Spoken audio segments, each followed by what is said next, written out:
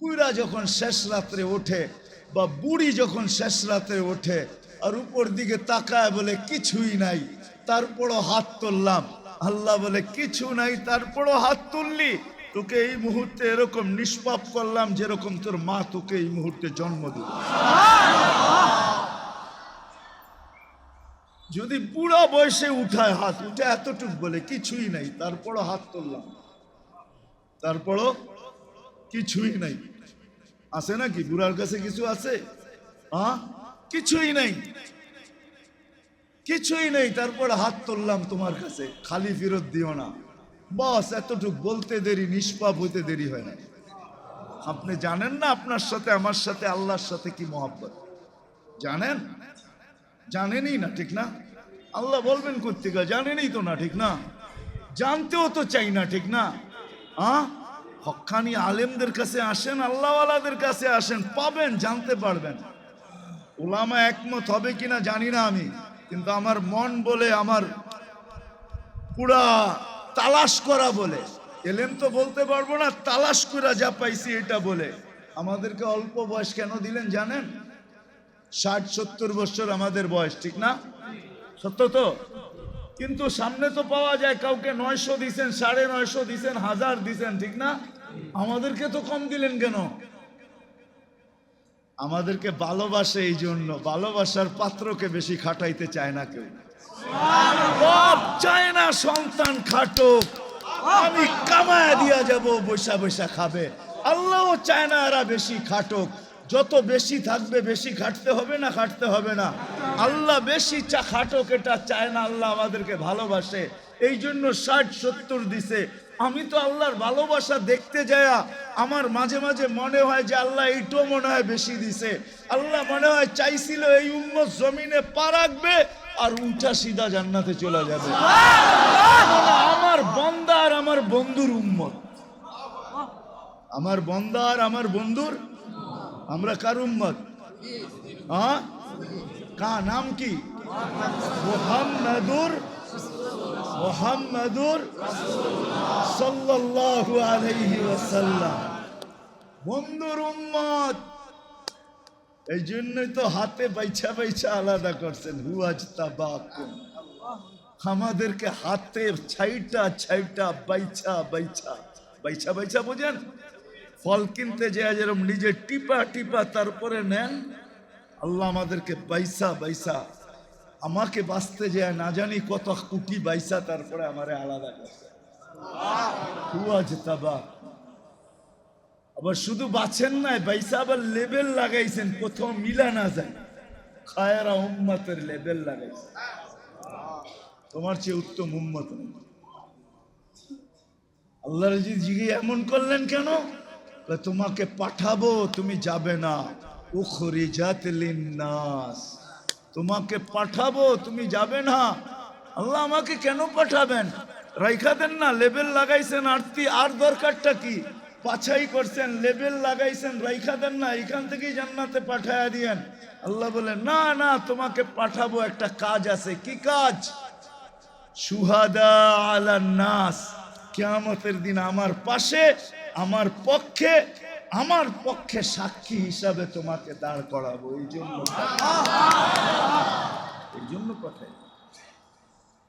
জন্য পাঠাইলাম, এই জন্যই তো আমাদেরকে ডাকার দায়িত্ব নিছেন। হায় হায় হায়, আল্লাহর জন্য তো শব্দ ব্যবহার করা যায় না। যদি যাইতো তাহলে আমি মন বইরা আমার জাতিকে বুঝাইতে পারতাম। আপনারা নামাজ দেখেন 5 ওয়াক্ত, আমি তো নামাজ দেখি না। আমি তো দেখি আল্লাহর মনে হয় এটাই, আল্লাহ চায় এত মাহবুবের উম্মত, এত প্রিয় উম্মত, যাদেরকে আমি জমিনে থাকার সুযোগ দিলাম, বেশি খাটাইতে চাইলাম না। আল্লাহ মোহব্বতের ঠেলায় আমাদেরকে ফজরের সময় ডাকে, আয় না, রাত্র লম্বা হয়ে গেছে, কতক্ষণ ঘুমাইতেছিস, তোর সাথে আমার কথা হয় না, একটু উঠা আয় না, আমার সাথে একটু কথা হোক।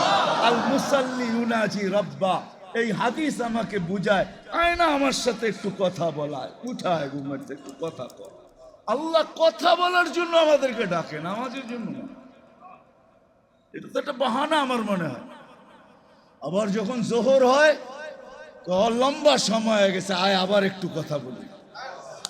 আবার যখন আসর হয়, বেলা ঢোলা যাইতেছে, সূর্য একটু পরে ডুবা যাবে, আয় একটু কথা বলি, একটু কথা বলি, আয় আয়। আবার মাগরিব যখন হয়, সূর্য তো ডুবা গেল, রাত তো হয়ে গেল, আয় একটু কথা বলি। বলবেন এশারের সময় তাইলে কেন ডাকেন?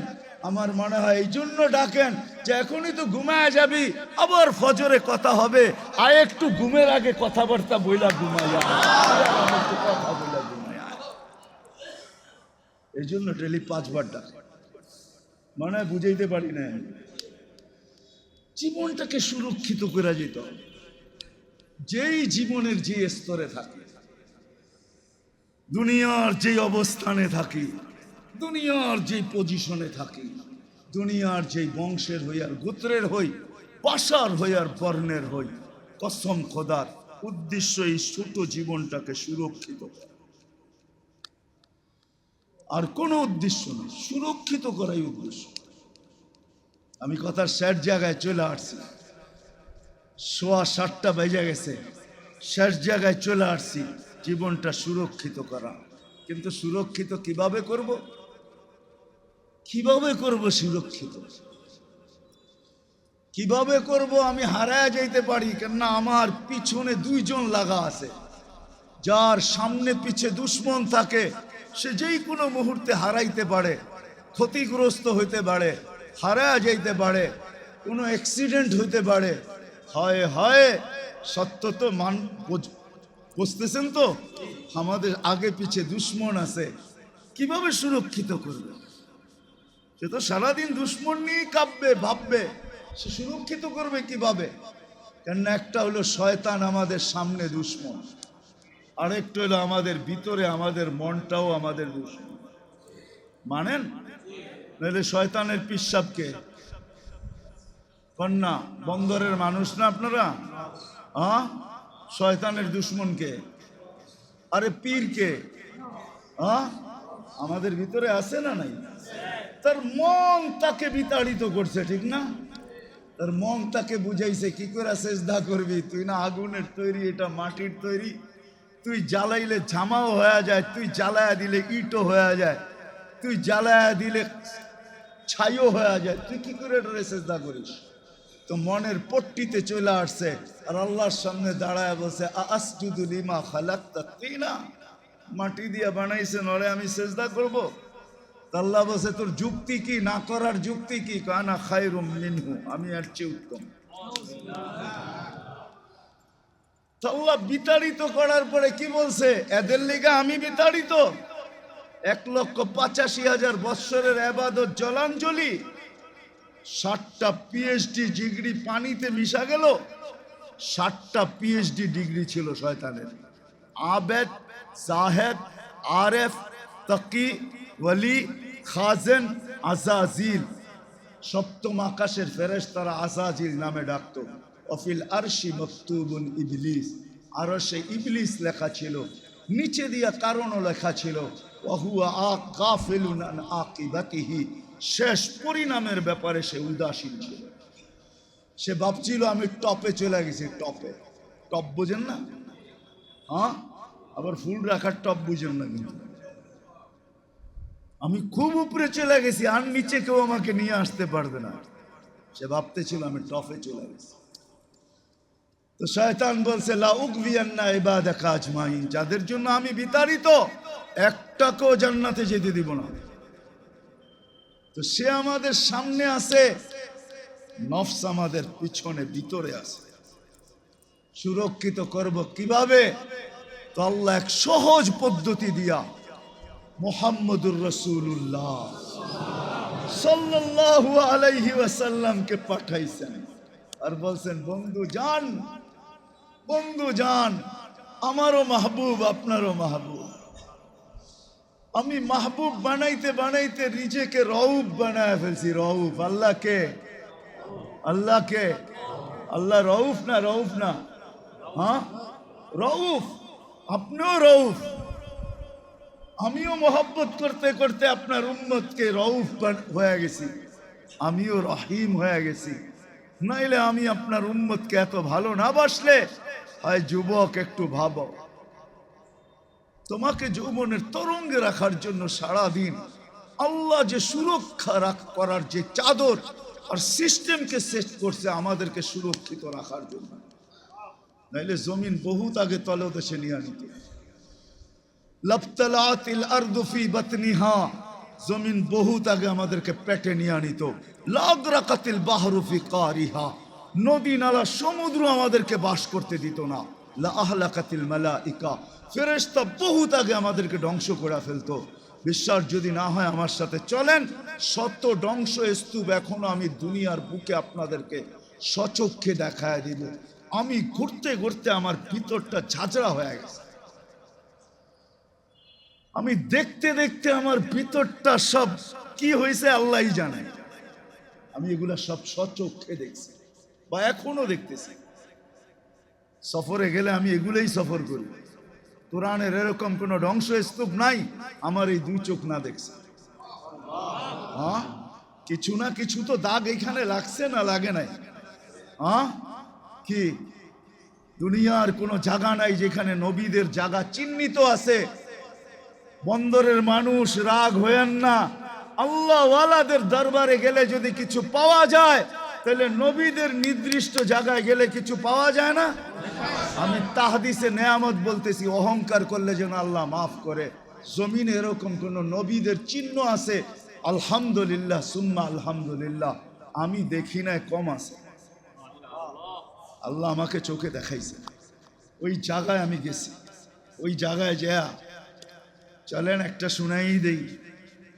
আইয়ুব আলাইহিস সালাম যেখানে দুপুরে আরাম করতেন, ইস্তিরাহাত আইয়ুব, আমি দেখার জন্য গেছিলাম যে এখনো আছে কিনা এখানে ক্রিয়া, কিছু বরকত আছে কিনা। তো সবাই রে বলছি নিচে থাকো, আমি উপরে যাইতেছি পাহাড়ের চূড়া, এইখান থেকে বৈশা বাইতুল মুকাদ্দাস দেখা যায়। বাইতুল মুকাদ্দাস ছুঁয়া দক্ষিণা বাতাস ওই পাহাড়ে লাগে। আমি উপরে যাওয়ার পরে আমিও ঘুমায় গেছি। ওই সময় গেছি যে সময় উনি ঘুমাইতেন। নিচের থেকে অনেকক্ষণ পরে উঠা আসছে, বলছে উঠা এসে সজাগ করতেছে, কি করতেছো? আমরা অপেক্ষা করতেছি। আমি বলছি যা দেখার তা দেখা ফেলছি। দেখতেছিলাম এইখানে ক্রিয়া আছে কিনা, তাসির আছে কিনা, বরকত আছে কিনা। হ্যাঁ, বরকত আছে। আমিও আইসি, ঘুমায় গেছি। আইয়ুব আলাইহিস সালাম দুপুরে ওইখানে ঘুমাইতেন। मेरे दोस्तों, मोहम्मदुर रसूलुल्लाह सल्लल्लाहु अलैहि वसल्लमকে আল্লাহ পাঠাইছেন যেন আমাদের জীবন সুরক্ষিত হয়। পাঠায়া যে নবীজি যান, আপনিও ভালোবাসেন আমিও ভালোবাসি, এদের জীবন সুরক্ষিত হইতে হবে। এদের আগেও দুশ্মন, পিছেও দুশ্মন, এরা কিভাবে সুরক্ষিত করবে? আপনি যান, ওই মুহাম্মদুর রাসূলুল্লাহকে পাঠিয়েছেন। হুয়াল্লাযী আরসালা রাসূলাহু বিল হুদা, ওই নবীজি এসে সুরক্ষিত করার পদ্ধতি দেখাইছেন। দুই একজন বানাইলে আমি আমার মনকে বুঝাইতে পারতাম না।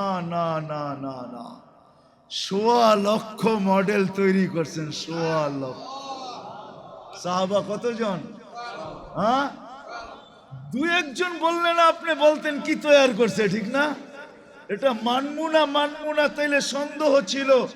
১৬ লক্ষ মডেল তৈরি করছেন, যাদের জীবন সুরক্ষিত করছেন। কেমন সুরক্ষিত এটা একটু দেখেন। যারা টোকা দিলে ভূমিকম্প ভাগতে বাধ্য হয়, যারা ডাক দিলে মেঘ বৃষ্টি হয়ে নামতে বাধ্য হয়, যারা চিঠি দিলে দরিয়ায় নীল পানি ছাড়তে বাধ্য হয়, যারা কথা বললে হায় হায় ইথার ৩,০০০ কিলোমিটার দূরে পৌঁছাইতে বাধ্য হয়। ইথার বোঝেন? ইথার বোঝেন? শিক্ষিত লোকেরাও ইথার বোঝেন না, বিজ্ঞানে পড়েন না। ইথার বোঝেন? আমাদের কথা দূরের যায় ইথারের মাধ্যমে। আপনাদের বিজ্ঞানের থিওরি, ইথারকে আমরা সাহাবা ১৪০০ বছর আগে ইথারকে অনুগত্য করা ৩,০০০ কিলোমিটার দূরে কথাকে পৌঁছায় দিছে। সারিয়াতাল জাবাল, সারিয়া পাহাড় সামলা, শুধু কথা পৌঁছান নাই, পাহাড় দেখায় দিয়েছেন কোনটা সামলাবে। আমার ওই জায়গা দেখা আছে, আপনারা দেখে আসতে পারেন। বন্দর আব্বাসে এখন ওই পাহাড় দাঁড়ায় আছে, সাইনবোর্ড লাগানো আছে, তার পাশের পাহাড়গুলো দাঁড়ানো আছে। আমিরুল মুমিনিন জুমার দিন মেম্বারে দাঁড়ায় বলছে, এই পাহাড়টা আগে সামলা, যুদ্ধে যদি জিততে চাস। এরকম মডেল তৈরি করছেন। নারীও কিতাব নামায়, কোরআন নামায় নিয়ে আসছেন। খাওলা বিনতে সালাবা সূরা মুজাদালা নামায় নিয়ে আসছেন। উম্মে হারাম সিংহের কানে ধরে থাপ্পড় মেরা বলছে, আমার উপরে থাবা, আমি আল্লাহ আল্লাহর রসুলের গোলাম, আমার উপরে থাবা। সিংহ মানতে বাধ্য হয়েছে, মাপ চাই, ভুল হয়ে গেছে, চিনি নাই, এই জন্য থাবা মারতে চাইছে। বলছে এত তাড়াতাড়ি তোকে মাফ করা যাবে না। ওই জায়গা আমি চোখে দেখে আসছি, টিউনিসিয়ায় আছে ওই জায়গা, টিউনিসিয়া। বন্দরের মানুষ, উলামায়ে কেরাম রাগ হয়েন না, বেশিরভাগ আমার চোখে দেখা বলতেছে, কোনো কিতাব পড়া না। উম্মে হারাম 27 কিলোমিটার সমুদ্রের উপরে ঘোড়া দৌড়ে দুনিয়াকে দেখায় দিয়েছে। ঠিক না? আমরা কেমন মডেল, জমিনে বসে সূর্যকে হ্যাক করে দেখায় দিয়েছে। আসর পড়ি নাই। হ্যাঁ, উকবা বিন নাফে আটলান্টিকের ভিতরে ঘোড়া নামায়া দেখায় দিয়েছেন, বল ওই পারে কে আছে। আমি টিউনিসিয়া গেছি, উকবা বিন নাফে রাদিয়াল্লাহু তাআলা আনহুর কবর টিউনিসিয়ায়। আমি বলছি, সালাম উকবা, তোকে সালাম, স্যালুট। শুধু সালাম দিলে যথেষ্ট হবে না, তোকে স্যালুট দিতেছি উকবা। তুই দুনিয়াকে বুঝায় গেছিস, আটলান্টিক আমাদের সামনে আটলান্টিক না, এটা ফোটা। আমরা তো মুহাম্মদুর রাসূলুল্লাহ সাল্লাল্লাহু আলাইহি ওয়াসাল্লামের মডেল। আজকে আমরাও যদি জীবনটাকে সুরক্ষিত করতে চাই, সুরক্ষিত করেই যেতে হবে। এটাই সত্য। অন্য কোনো পরিচয় আল্লাহর কাছে চলবে না, একটাই আইডি চলবে, যে সুরক্ষিত করে আসছে। যদি ফেরাউনের বাড়ির কৃতদাসীও সুরক্ষিত করে, তো তার কবর থেকে এখনো সুগ্রাণ বাহির হয়, সুগ্রাণ। অ্যাড্রেস আমার কাছ থেকে নিয়ে যেতে পারেন, আমি ওই কবর চোখে দেখে আসছি, আমি অ্যাড্রেস চিনি, ওই কবর কোথায় রাখা আছে। এখনো হাজারো মানুষ ডেলি যায় শুধু নাকে একবার ঘ্রাণ লাগানোর জন্য। ওই কবর ফাইরা তো দেখা যায় না, কিন্তু গেলে একটা সুঘ্রাণ যখন নাকে আসে, তো ভিতরটা মনে হয় পুরা পুরা ভরা যায়, মনে হয় হারায়া যায়, কোথায় আছে এটাও বলতে পারে না। ওই গ্রানের ভিতরে এরকম তাসির আল্লাহ রাখছেন, ক্রিয়া রাখছেন। সুরক্ষিত করার জন্য মুহাম্মাদুর